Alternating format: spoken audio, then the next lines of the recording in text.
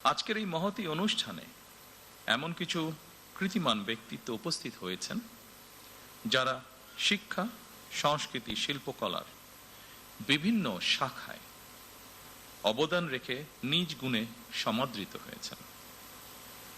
আমি অনুষ্ঠানের শুরুতেই এই কৃতিমানদের জানাই আন্তরিক অভিনন্দন।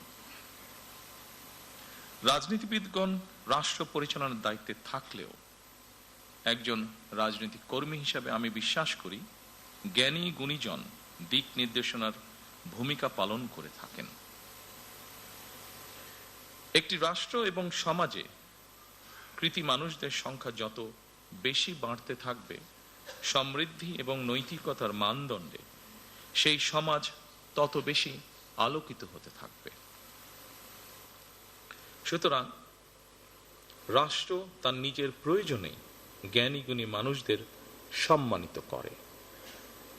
সম্মানিত সকল উপস্থিতিবৃন্দ, সুধীবৃন্দ, এই উপলব্ধি থেকেই স্বাধীনতার ঘোষক শহীদ প্রেসিডেন্ট জিয়াউর রহমান স্বাধীন বাংলাদেশে প্রথমবারের মতন 21শে পদক প্রবর্তন করেছিলেন। এটি শুধু একটি পদকই নয়, বরং এই পদকের মধ্য দিয়ে 52 ভাষা আন্দোলন থেকে আজ পর্যন্ত বাংলাদেশের ঐতিহাসিক ঘটনাবলীকে স্মরণে আনার পাশাপাশি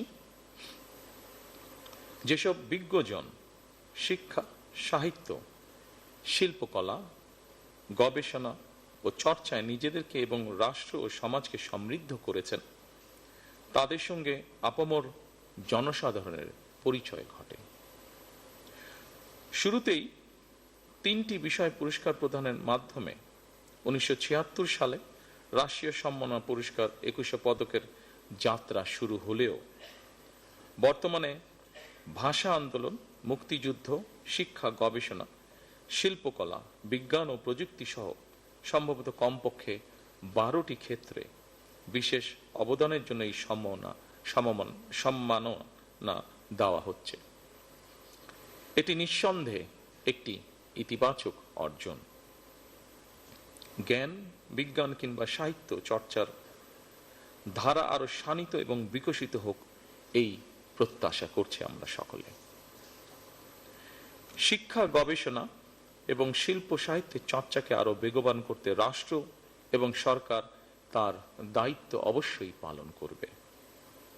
আমি বিশ্বাস করি শিক্ষা, গবেষণা এবং শিল্প সাহিত্য চর্চাকে রাজনীতিকরণ করা কখনোই সভ্য সমাজের পরিচায়ক নয়। শিক্ষা, সাহিত্য, শিল্পকলা, বিজ্ঞান ও প্রযুক্তি অর্থাৎ জ্ঞান বিজ্ঞানে সব শাখায় যাতে দেশ এগিয়ে যেতে পারে, নৈতিক মানসম্পন্ন তেমন একটি উদার গণতান্ত্রিক রাষ্ট্র ব্যবস্থা প্রতিষ্ঠার লক্ষ্যে বর্তমান গণতান্ত্রিক সরকার অবশ্যই কাজ করবে। আমাদের এই যাত্রায় দেশের বিজ্ঞজনদের দিক নির্দেশনা অবশ্যই প্রত্যাশিত। সম্মানিত সুধীবৃন্দ, আমাদের জাতীয় ইতিহাসে ফেব্রুয়ারি মাসের গুরুত্ব অপরিসীম, আর 21শে ফেব্রুয়ারি আমাদের আত্মপরিচয়ের স্মারক। বলা যায় আমাদের সংস্কৃতি চেতনার প্রাণ প্রবাহ 21শে ফেব্রুয়ারি।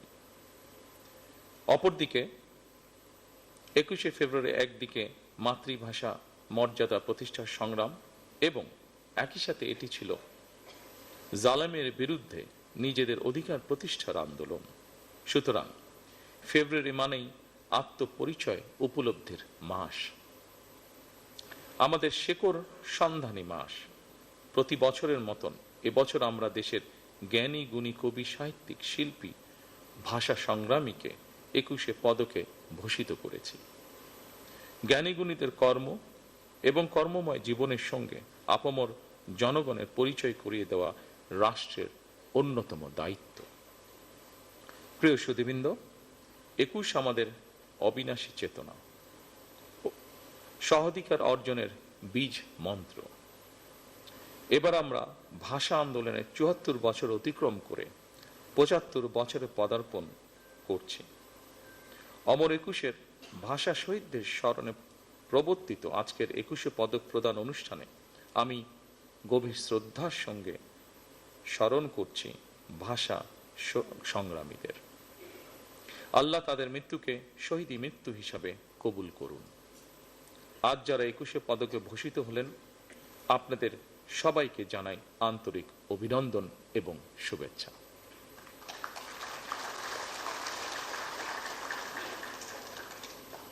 আপনাদের সৃজন মুখর জীবন আরো দীর্ঘ হোক, কল্যাণময় হোক, আল্লাহর দরবারে সেই প্রার্থনা করছি।